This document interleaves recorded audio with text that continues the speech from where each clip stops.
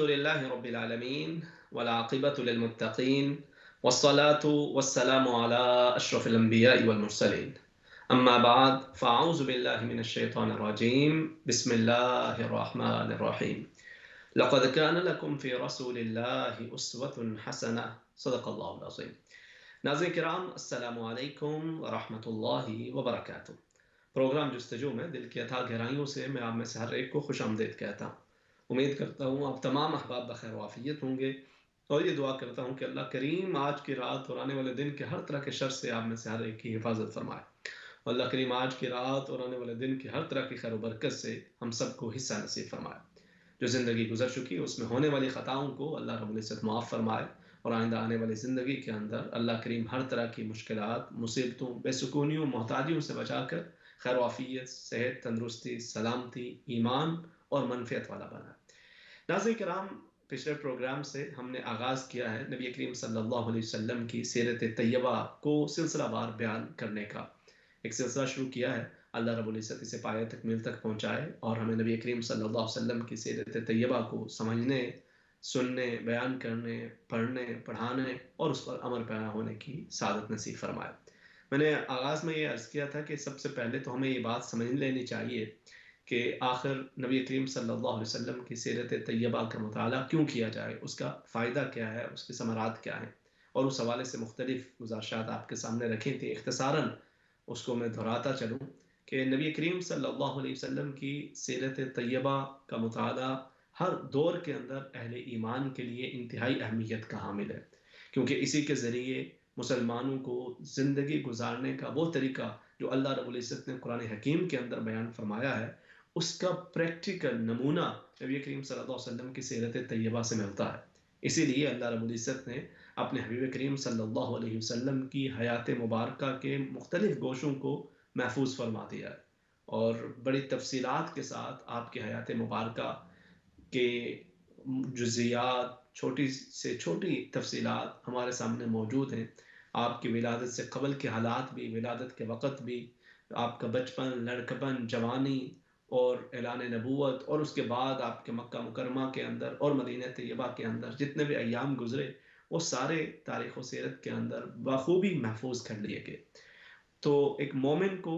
اللہ رب العزت نے یہ حکم دیا کہ لَقَدْ كَانَ لَكُمْ فِي رَسُولِ اللَّهِ أُسْوَةٌ حَسَنَةٌ. نبی کریم صلی اللہ علیہ وسلم کی زندگی تمہارے لیے بہترین نمونہ ہے. انسان مختلف لائف سٹائلز کو چوز کرنے کے بجائے، مختلف نیو رول ماڈلز کو اپنانے کے بجائے اور مختلف ازمز کو فالو کرنے کے بجائے اگر وہ محمدی بن کے جیے اور نبی کریم صلی اللہ علیہ وسلم کی سیرت طیبہ کو اپنائے اور دین اسلام کی تعلیمات کو نبی کریم صلی اللہ علیہ وسلم کی سیرت طیبہ کی روشنی میں سمجھے اور ان پر عمل پیرا ہونے کی کوشش کرتا رہے، تو اس کا سب سے بڑا فائدہ یہ ہوتا ہے کہ انسان ان لوگوں میں شامل ہو جاتا ہے جن سے اللہ کریم محبت فرمایا کرتا ہے. جیسے اس نے خود ارشاد فرمایا کہ قُلْ إِن كُنتُمْ تُحِبُّونَ اللَّهَ فَاتَّبِعُونِي يُحْبِبْكُمُ اللَّهُ. کہ حبیب کریم صلی اللہ علیہ وسلم آپ ان سے ارشاد فرما دیجئے اگر تم اللہ سے محبت کرتے ہو تو میری اتباع کرو، اللہ پاک تم سے محبت فرمائے گا. تو اللہ رب العزت کی محبت کا حصول ہو یا پھر اس کے ساتھ ساتھ زندگی گزارنے کے اصول و ضوابط ہوں، ان تمام تر چیزوں کے لیے نبی کریم صلی اللہ علیہ وسلم کی سیرت طیبہ کو پڑھنا، سمجھنا اور اس پہ عمل پیرا ہونا ضروری ہے. نبی کریم صلی اللہ علیہ وسلم کی سیرت طیبہ کو پڑھنے کا ایک اہم ترین فائدہ یہ بھی ہے کہ اس سے آپ کی محبت میں اضافہ ہوتا ہے، آپ سے تعلق میں اضافہ ہوتا ہے. بلکہ بہت سارے غیر مسلم جنہوں نے دیانتداری کے ساتھ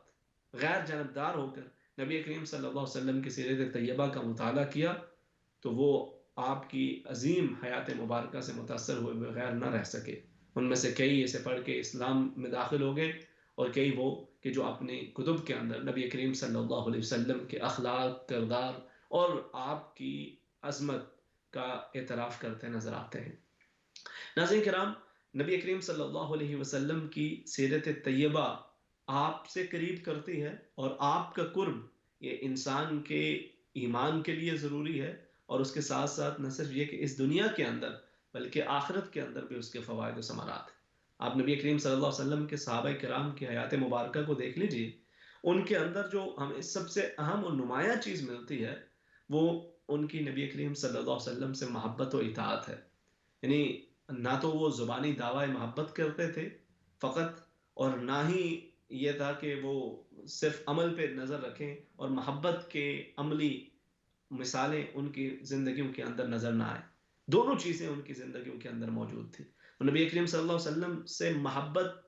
اپنے دل کے اندر رکھے ہوئے تھے، اور اس کے ساتھ ساتھ اس محبت کا اظہار آپ کی تعلیمات پر عمل پیرا ہو کے، آپ کی سنت مبارکہ کو اپنا کے اس کا عملی اظہار بھی کیا کرتے تھے. ایک صحابی حضور کی خدمت میں حاضر ہوئے اور بڑی پریشانی کے عالم میں نبی کریم صلی اللہ علیہ وسلم نے پوچھا کہ اے میرے صحابی کیا وجہ ہے، کیوں اداس نظر آتے ہو؟ عرض کیا کہ یا رسول اللہ صلی اللہ علیہ وسلم، سوچتا یہ ہوں کہ کل جب آپ اس دنیا سے تشریف لے جائیں گے ظاہری حیات مبارکہ سے، اور پھر اللہ رب العزت کے ہاں آپ جنت کے اندر بلند و بالا مقام کے اوپر موجود ہوں گے، بڑے اعلیٰ ترین مقام پہ موجود ہوں گے. ہم اگر جنت میں گئے بھی تو وہاں پر آپ کی مجلس میں بیٹھنا، آپ کی زیارت کرنا یہ نصیب نہ ہوگا. تو پھر کیسے وقت گزرے گا؟ کہ یہاں پر تو جب دل بے چین ہوتا ہے، جب پریشانی ہوتی ہے، آپ کی زیارت کر لیتے ہیں، آنکھوں کو ٹھنڈک، دل کو چین اور روح کو سکون مل جایا کرتا ہے. تو وہاں پہ کیا ہوگا؟ نبی کریم صلی اللہ علیہ وسلم نے فرمایا کہ میرے صحابی پریشان نہ ہوں کہ المرء مع من احب، انسان جس سے محبت کرتا ہے اللہ رب العزت روز حشر اسے اسی کے ساتھ جمع فرما دے گا. تو ناظرین کرام، نبی کریم صلی اللہ علیہ وسلم کی سیرت مبارکہ کو پڑھنا یہ ہمارے دینی اور دنیاوی دونوں فوائد و ثمرات کا حامل ہے، اور اس سے ہم زیادہ سے زیادہ ہر دو حوالوں سے فائدہ اٹھا سکتے ہیں. اس کے اندر ہماری دنیا کے مسائل کے حوالے سے بھی رہنمائی ہے، اور آخرت کی کامیابی تو یقیناً اس انسان کے لیے ہے ہی کہ جو نبی کریم صلی اللہ علیہ وسلم کی سیرت طیبہ کو پڑھتا ہے، سمجھتا ہے اور اسے حتی الامکان اپنانے کی تگ و دو میں لگا رہتا ہے. یہ تو اس کی اہمیت کے حوالے سے بات ہوئی. اس کے ساتھ ساتھ میں نے اگلی چیز اس حوالے سے مختصراً آپ کے سامنے رکھی گئی تھی، اور آج اس کو پھر قدر مزید تفصیل کے ساتھ بیان کریں گے، اور پھر آگے پھر نبی کریم صلی اللہ علیہ وسلم کی ولادت مبارکہ کے سال کے جو واقعات ہیں ان کو بھی انشاءاللہ بیان کریں گے. مگر آج نبی کریم صلی اللہ علیہ وسلم کی ولادت سے قبل جو سوسائٹی، مکن سوسائٹی ہے، عرب سوسائٹی ہے، یا پھر اراؤنڈ دا گلوب اس وقت کی جو سپر پاورز تھی، ان کے ہاں جو مختلف نظریات پائے جاتے تھے اس کا معلوم ہونا بڑا ضروری ہے. اس کا فائدہ یہ ہوتا ہے کہ جب آپ کو اس کا اندازہ ہوتا ہے تو پھر پتہ چلتا ہے کہ نبی کریم صلی اللہ علیہ وسلم نے کس طرح سے تگ و دو فرمائی، کس طرح سے قربانیاں دیں، اور کس طرح سے اس ظلمت کو، اس گھٹا ٹوپ اندھیرے کو نور ہدایت کے اندر تبدیل فرمایا. یعنی اس وقت ایک تو ان کے جو عقائد و نظریات ہیں اس کو اگر دیکھیں تو وہ اس حد تک اللہ رب العزت کی عبادت سے دور ہو کر بت پرستی کے اندر، شرک کے اندر مبتلا ہو چکے تھے کہ وہ ہر طرح کی، کوئی چاند کو خدا بنا بیٹھا تھا، کوئی ستاروں سے مدد مانگتا تھا، کوئی اپنے ہی ہاتھوں سے مورتیوں کو تراش کے ان کے سامنے سجدہ ریز ہو جایا کرتا تھا، اور انہیں اپنی ضروریات کے لیے پکارا کرتا اور یہ سمجھا کرتا کہ یہ اس کی ضروریات کو پورا کرنے والے. کوئی انہیں اللہ کا پارٹنر قرار دیتا اور یہ کہا کرتا کہ ہا اولئک شفعاؤنا عند اللہ، یہ اللہ کے ہاں ہمارے شفیع ہیں، ہماری سفارش کرنے والے ہیں. ہم عبادت تو اللہ ہی کی کرتے ہیں لیکن یہ اللہ کے ہاں ہمارے سفارش کرنے والے ہیں، اور یہ اس کے پارٹنرز ہیں، شریک ہیں، شرکاء ہیں. تو اس طرح کے ان کے نظریات بنتے چلے گئے تھے، اور اس کے اندر ایک بڑا کردار عمر بن لحی کا تھا کہ جس نے بلقا سیریا کے اندر جا کر وہاں اس مقام سے اس نے وہ ایک حبل نامی بت لایا اور یہاں پر مکہ مکرمہ کے اندر بیت اللہ کے اوپر اسے نصب کیا، اور لوگ پھر آہستہ آہستہ بت پرستی کی طرف مبتلا ہوتے چلے گئے، اور بہت ہی زیادہ ان کے اندر یہ چیز راسخ ہوتی چلے گئی. یہ تو شرک کی کیفیت تھی. اچھا، جو دوسری طرف کے لوگ تھے کہ جو مختلف ادیان پہ یقین رکھنے والے تھے، ان کی حالت بھی، جو مذہبی طبقہ تھا اس کی بھی کنڈیشن بڑی عجیب سی تھی. اس کے اندر جو اس وقت کے بڑے بڑے مذہبی رہنما تھے، اللہ رب العزت نے ان کی مختلف عادات اور اطوار کا ذکر فرمایا کہ کس طرح سے مختلف قسم کی خرابیاں ان کے اندر آ چکی تھی، اور وہ ان میں کس طرح سے ایک مذہب کے حوالے سے ایک کرپشن آ چکی تھی. یعنی اس کا ایک مظہر یہ تھا کہ وہ کیا کرتے کہ خود سے کوئی بات گھڑتے اور اپنی ذہن کے مطابق کسی چیز کو حلال قرار دیتے یا اسے حرام قرار دیتے، خود سے بات کر کے کہتے کہ یہ خدا کا فرمان ہے، اور اپنی بات ہوتی مگر اسے خدا کی طرف منسوب کر دیتے اور کہتے کہ یہ خدا کا فرمان ہے اور اسی کے مطابق تمہیں عمل پیرا ہونا ہے. ایک تو یہ چیز ان کے اندر آ چکی تھی. دوسرا پھر کیا کرتے تھے کہ لوگوں کو دیکھ کر، لوگوں کے سٹیٹس کے مطابق وہ مسائل تبدیل کرتے چلے جاتے تھے. دیکھا کہ کوئی مضبوط قبیلہ ہے، کوئی صاحب حیثیت شخص ہے، کوئی بڑا مالدار آ چکا ہے، تو اس کے ساتھ ڈیلنگ کا معاملہ بالکل مختلف ہو جایا کرتا تھا. ایک نارمل انسان ہے تو اس کے ساتھ ڈیلنگ کا معاملہ مختلف ہوتا تھا. تو وہ جو صاحبان ثروت ہوتے تھے ان کے لیے مسائل تبدیل ہو جاتے تھے، ان کے لیے شکیں نکل آتی تھیں، ان کے لیے آسانیاں ہو جاتی تھیں، اور جو غربا ہوتے تھے تمام تر سزائیں ان کو مسلط کی جاتی تھیں اور ان پہ نافذ اور لاگو کی جاتی تھی. اس طرح سے وہ جو دینی تعلیمات تھی ان کو اپنے مفاد کے لیے، اپنے مقصد کے لیے استعمال کیا کرتے. اللہ رب العزت نے فرمایا کہ یشترون بآیات اللہ ثمنا قلیلا، وہ اللہ کی آیتوں کو تھوڑے داموں کے اندر بیچ دیا کرتے تھے. جہاں پہ ضرورت پڑی اور پھر اس میں تحریف کر کے ثم یحرفونہ من بعد ما عقلوہ وهم یعلمون، اچھے خاصے سمجھدار، ایسا نہیں کہ ان کو پتہ نہیں ہوتا تھا، سمجھ بوجھ والے، اچھی طرح سے انہیں اندازہ ہوتا تھا کہ وہ کیا بات کر رہے ہیں اور کس کی خاطر کر رہے ہیں، حقیقت کیا ہے، کلام پاک کے اندر موجود کیا ہے اور وہ بتا کیا رہے ہیں، سب کچھ معلوم ہوتا تھا. لیکن وہ چند ٹکوں کی خاطر، چند درہم و دنانیر کی خاطر وہ اپنے دین کو بیچ دیا کرتے تھے، رب کے کلام کو بدل دیا کرتے تھے. تو یہ اس طرح کی خرابیاں ان کے اندر آ چکی تھی. پھر اس کے ساتھ ساتھ ایک اور یہ مسئلہ تھا، ان کثیر من الاحبار والرہبان لیأکلون اموال الناس. بہت سارے اس وقت کے مذہبی رہنما وہ لوگوں کے مالوں پہ نظر رکھتے تھے اور مختلف طرح سے ان کے مال ہتھیانے کی کوشش کرتے تھے، اور مختلف طریقوں کے ساتھ ایسے مسائل بیان کر کے، ایسی مختلف چیزیں ان کے اوپر نافذ کر کے کہ جس سے ان کا مال وہ باطل طریقوں سے ہڑپ کیا کرتے تھے. تو یہ مختلف طرح کی خرابیاں مذہبی جو ایلیٹ تھی، جو مذہبی رہنما تھے، ان کے اندر یہ آ چکی تھی. ایک تو یہ کہ وہ کلام پاک کے اندر تحریف کیا کرتے، دوسرا یہ کہ اپنی بات کو، اپنے فرمائے ہوئے کو خدا کا فرمان کہتے. یہ بھی فرمان ہے، وہ بھی فرمان ہے. کس کا فرمان ہے؟ وہ ان کا اپنا ہی فرمان ہوتا مگر اس کی نسبت وہ خدا کی طرف کر دیا کرتے تھے، اور یہ بہت بڑا ظلم ہے. نبی کریم صلی اللہ علیہ وسلم نے اس حوالے سے اپنے صحابہ کرام رضوان اللہ تعالی اجمعین کے رہنمائی فرمائے کہ اگر کوئی شخص ایون نبی کریم صلی اللہ علیہ وسلم کی طرف کوئی چیز منسوب کرتا ہے، فرمایا کہ جو مجھ پہ جان بوجھ کے جھوٹ منسوب کرے، یعنی جو بات میں نے کہی نہیں وہ بات میری طرف منسوب کرے، تو وہ اپنا ٹھکانہ جہنم کے اندر بنا لے. انفارچونیٹلی آج ہمارے ہاں یہ چیز بڑی عام ہوتی چلی جا رہی. مختلف مذہبی لیڈرز اس بیماری کے اندر مبتلا نظر آتے ہیں. مختلف چیزوں کو جانتے بوجھتے ہوئے، سمجھتے ہوئے، وہ صرف یہ کہ میں جس گروپ کے اندر ہوں وہ گروپ خوش ہو جائے، میرے ارد گرد جو لوگ ہیں وہ خوش ہو جائیں، وہ کہیں گے جناب کیا بات کر دی ہے انہوں نے، کیسا نقطہ نکالا ہے، اور پتہ ہے کہ اس کی حقیقت کیا ہے. لیکن دوسری طرف یہ معلوم ہے کہ یہ نقطہ بیان کرنے سے، یہ بات کرنے سے میرا گروپ خوش ہوگا، میرے سٹیٹس کے اندر اضافہ ہوگا اور نذرانوں کے اندر، خدمات کے اندر اضافہ ہوتا چلا جائے گا. اس طرح سے وہ دین کی تحریف کر کے اپنی دنیا کو، ارے ہاں بسا اوقات بات ہوتی ہے،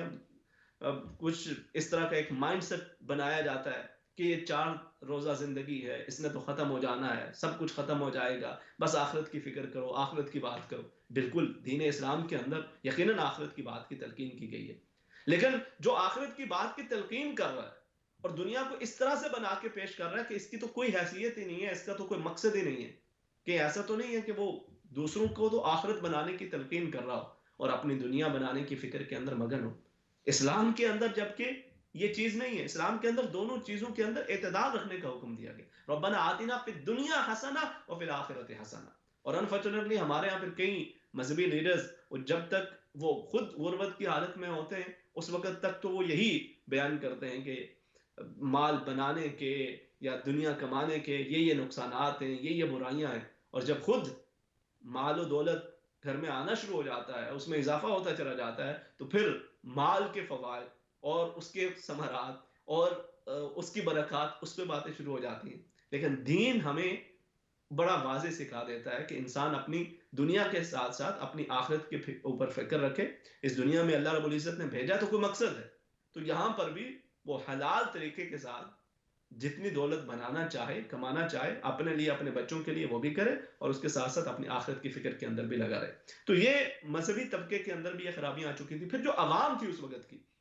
اس کا بھی اللہ رب العزت نے ذکر فرمایا کہ اتخذوا احبارهم ورهبانهم اربابا من دون اللہ،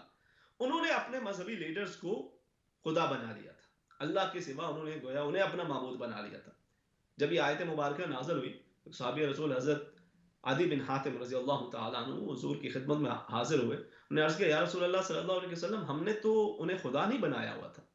تو اس کا کیا مفہوم؟ تو آپ نے فرمایا کہ کیا ایسا نہیں تھا کہ وہ جسے حلال کہہ دیتے تھے تم اسے حلال کہہ لیتے، اگرچہ وہ کتاب اللہ کے اندر، تورات انجیل کے اندر اس کا مخالف بھی ہوتا، حکم دوسرا ہوتا، لیکن انہوں نے کسی حرام کو حلال کہہ دیا تو تم بھی اسے حلال کہہ دیتے، یا کسی حلال کو حرام کہہ دیا تو تم بھی اسے حرام کہہ دیا کرتے تھے۔ بالکل ایسے ہی کیا کرتے تھے۔ فرمایا یہ بھی ایسے ہی ہے کہ انہیں خدا بنا لینا اور خدا کی جگہ پہ انہیں بٹھا دینا، کہ جبکہ خدا کا ہی یہ منصب ہے کہ وہ جسے چاہے حلال فرمائے، اور جس چیز کو اس نے حرام قرار دیا وہی حرام ہے۔ کوئی خود سے حلال یا حرام تخلیق کرتا پھرے تو وہ گویا خود کو اس منصب الہی کے اوپر معاذ اللہ بٹھانے کی کوشش کر رہا ہے، اور جبکہ وہ اس کا حقدار اور سزاوار ہرگز نہیں ہے۔ تو اسی لیے انسان کو بھی چاہیے، جو فالوورز ہیں ان کی بھی نظر رکھے، وہ بھی اس بات پہ نظر رکھیں کہ وہ بلائنڈلی کسی کو فالو کرنے کے بجائے وہ یہ دیکھیں کہ جو چیز قرآن و سنت کے مطابق ہے اس کو وہ فالو کریں، اور جو اس سے ہٹ کے ہے وہ اس کے نظریات ہیں، ٹھیک ہے، اس سے اپنا اختلاف وہ رکھیں۔ تو یہ مذہبی نظریات اس وقت پائے جاتے تھے، اور نبی کریم صلی اللہ علیہ وسلم کی مخالفت میں یہ لوگ بڑے پیش تھے، جو اس وقت کا جو ایک تو وہ تھا جو شرک کرنے والا طبقہ تھا، دوسرا یہ جو مذہبی طبقہ تھا، انہوں نے بھی بھرپور مخالفت کی۔ یہ تو مذہبی نظریات کی بات ہوگی۔ پھر اس کے علاوہ سوسائٹی کے اندر ایک اور بڑی خرابی پیدا ہو چکی تھی کہ ان کے ہاں کسی کی عزت، جان، مال، آبرو کی حفاظت نہیں تھی۔ ہر قبیلہ دوسرے قبیلے کے برسر پیکار تھا، ہر ہمسایہ دوسرے ہمسائے کے در پہ آزار تھا، اور کسی کی عزت، جان، مال، آبرو محفوظ نہ تھی۔ اس سوسائٹی کے اندر بچیوں کو زندہ درگور کرنے کی بھی ایک روایت چلی آ رہی تھی، اور یہ روایت کیسے شروع ہوئی تھی؟ قبیلہ ربی کی لڑائی ہوئی ایک دوسرے قبیلے کے ساتھ، تو اس وقت کا دستور یہ تھا کہ جو فاتح ہوا کرتے تھے وہ جنگ ختم ہونے کے بعد اگلوں کو جو قیدی بناتے تھے، ان میں سے اگلوں کی جو بچیاں ہوتی تھیں ان کو بھی وہ قیدی کر لیا کرتے تھے، جو نوجوان لڑکے وغیرہ ہوتے سب کو وہ قیدی بنا لیتے، جو ملتا وہ قیدی بناتے۔ تو قیدی بنانے کے بعد پھر انہیں اختیار دیا جاتا تھا لڑکیوں کو کہ تم کس کے ساتھ رہنا چاہتی ہو، اس فاتح کے ساتھ جس نے فتح حاصل کی ہے، یا پھر واپس اپنے قبیلے کے اندر جانا چاہتی ہو۔ تو جب قبیلہ ربی کا دوسرے قبیلے کے ساتھ جھگڑا ہوا، جنگ ہوئی، اور اس قبیلے ربی کی سردار کی بیٹی وہ بھی قیدی بنا لی گئی، تو جنگ کے بعد اسے بھی اختیار دیا گیا کہ بتاؤ تم کیا اختیار کرو گی، وہ فاتح قبیلے کے پاس رہنا چاہو گی یا واپس اپنے قبیلے میں جانا چاہو گی؟ تو اس نے فاتح قبیلے کے ساتھ رہنے کو پسند کیا۔ تو یہ اس پورے قبیلہ ربی کے لیے ایک بڑی ذلت کی بات تھی، بڑی رسوائی ہوئی، اس سردار کو بھی بڑی شرمندگی محسوس ہوئی، قبیلے والوں کو بھی بڑی شرمندگی محسوس ہوئی۔ تو اس سردار نے قسم کھائی کہ اب میرے اگر کوئی بیٹی پیدا ہوئی نا تو میں اسے زندہ درگور کر دوں گا، قتل کر دوں گا۔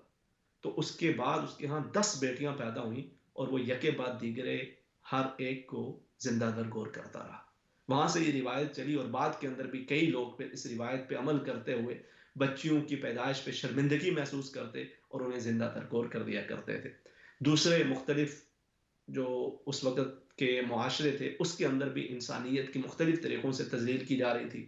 جو لوگ غلام بنا لیے جاتے تھے ان کے کسی قسم کے حقوق نہ ہوتے تھے، ایون جو آزاد ہوتے ان کے اندر بھی یہی معاملہ ہوتا کہ جو اعلیٰ قبیلہ ہے اس کا تو سٹیٹس ہوتا، اس کے تو حقوق ہوتے، جو نچلے قبیلے کے لوگ ہوتے ان کا کوئی سٹیٹس نہ ہوا کرتا تھا۔ پھر دوسری چیز، ہر وقت کے لڑائی جھگڑے، اور اس طرح کے لڑائی جھگڑے کہ چھوٹی چھوٹی بات پہ جھگڑا، کبھی گھوڑا دڑانے پہ جھگڑا ہو رہا ہے، کبھی پانی پینے پلانے پہ جھگڑا ہو رہا ہے، اور جو جھگڑا شروع ہوا تو پھر صدیوں تک، نسلوں تک وہ جھگڑے جاری رہتے تھے۔ ایک ایک چھوٹے سے جھگڑے کی وجہ سے پورے پورے خاندان ختم کر دیے جاتے تھے۔ یہ اس طرح کی مختلف مذہبی اور اخلاقی اور معاشرتی برائیوں کا مجموعہ اس سوسائٹی کے اندر پایا جاتا تھا۔ ان تمام تر برائیوں میں سے انہیں نکال کر